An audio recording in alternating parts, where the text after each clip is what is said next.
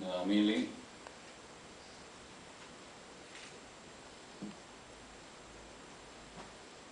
Jo li vaig fer un pròleg que,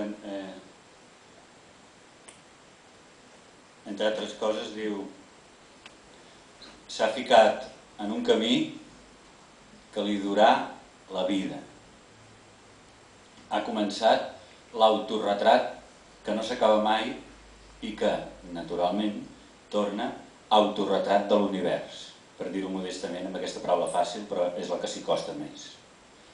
L'autoanàlisi dura tota la vida i és autoanàlisi de l'univers. Ens afecta, cou i cura.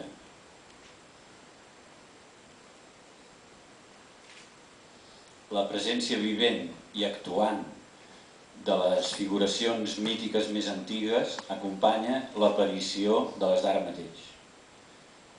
Les imatges són tan reals com les realitats que les acompanyen i per on camina en flames l'autor.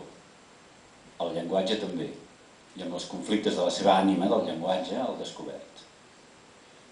Els mots van a rebentar d'idees, i aquestes de sentit multiplicat per intenció i elevat a emoció.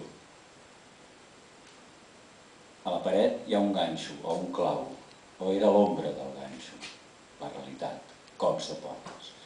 Això és un fragment del pròleg que l'he escrit, breviari d'antípodes. Suposo que alguns dels poemes que diré avui seran d'aquí, i ja veureu.